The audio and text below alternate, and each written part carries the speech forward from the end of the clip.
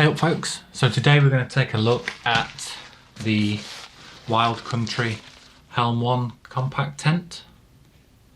I've just been out into the garden to do a first pitch and a first look at this.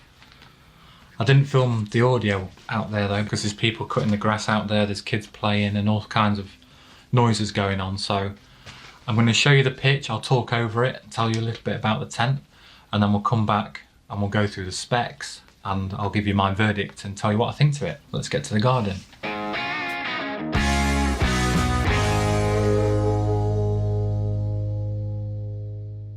So we're going to have a first look at my Wild Country Helm 1 compact.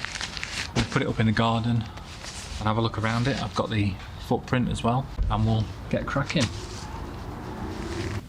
So the footprint feels quite thick. All of the anchor points are bungee cords, so really easy to set that up. The pegs are V-shaped with a kind of tab on the top for pushing them into the ground easier and pulling them back out again easier. They feel really strong and sturdy. They're not the lightest, so you could replace them if you wanted to, but I'll just stick with these ones.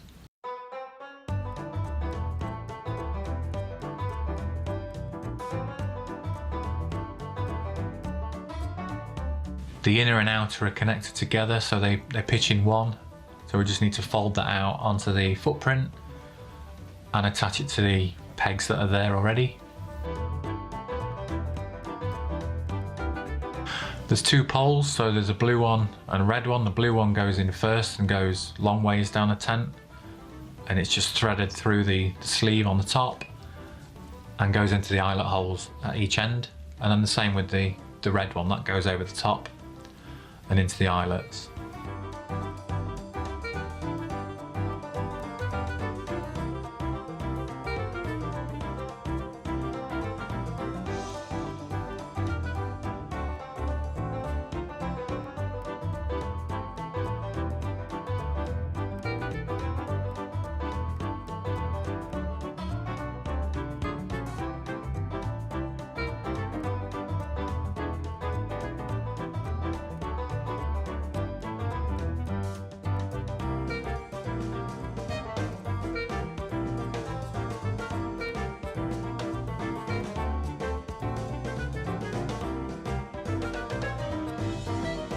Then there's tensioners on the points where the tent is pegged. So you just pull those tight and you're done. The door rolls up and is secured with a elasticated toggle. And the inner door's got a little bit of mesh at the top and fully opens with two zips on it.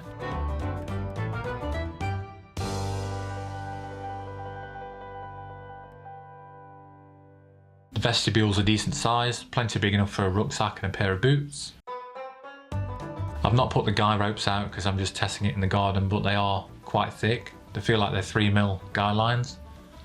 And they've got those plastic retaining tensioner things on them that are really good. There's a vent on each side for a bit of airflow.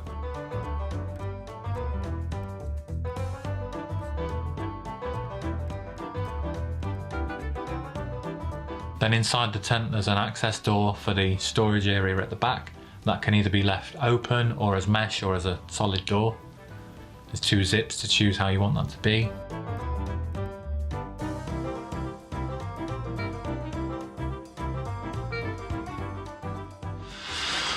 So as you'll have seen, obviously I got the tent and I got the separate footprint as well.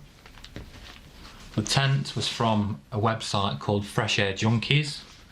I'd not heard of them before, but they were the cheapest place I found that sell this tent, and when I bought it, it was $139.99 with free next day delivery. I think the next cheapest place I saw it was like 160 quid, so a little bit of a saving there. I'll put the links below, they're not affiliate links or anything, and actually I think on that website now this is 150 quid or 149.99, so keep an eye on it, it might go down again, but that's how much it was when I bought it.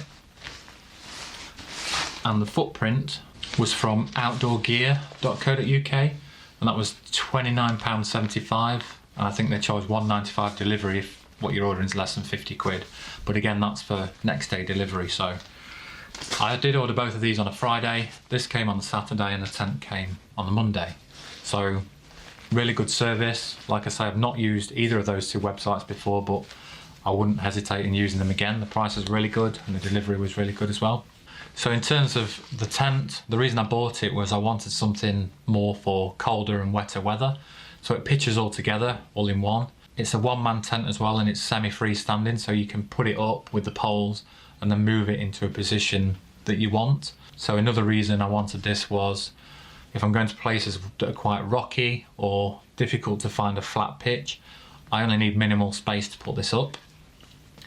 And I'm hoping, as I say, it'll be a bit warmer in colder weather because there's only a tiny bit of mesh on the inner. There's mesh on the door. The little hatch where you access the storage at the side can either be mesh or solid as well. It's not the lightest tent, so this weighs just over 2 kilos. You could get it down a little bit by swapping the pegs and taking some of the bags out. So the bag that it comes in is quite a hefty unit. It's one of the top opening ones, and it's a bit of a faff to get in and out. I'd rather just have a stuff sack where I can obviously stuff the tent into. The pegs are really good quality and really strong, but like I say, they're not the lightest. And the poles and the pegs come in a separate bag as well, so you could drop a few grams, but for a tent that's this strong, I don't think 2 kilos is a lot. You can live with that, you know. The footprint, I'd recommend getting one of these just to obviously protect your tent, but also to make sure that the pitch that you've chosen is going to be the right size for your tent before you pitch it. And this weighs just 218 grams, so I think it's definitely worth having that, even if you don't use it all of the time. So in terms of a verdict, I think for what I want it for colder weather and wet weather, I think this is going to be perfect.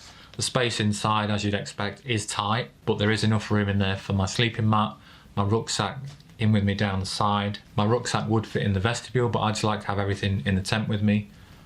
I don't really know why, it's just one of those things that I like to do. Plenty of room to leave your boots outside or in the storage bit at the side through the access hatch. And yeah, just putting it up, it just feels like a really strong and sturdy tent.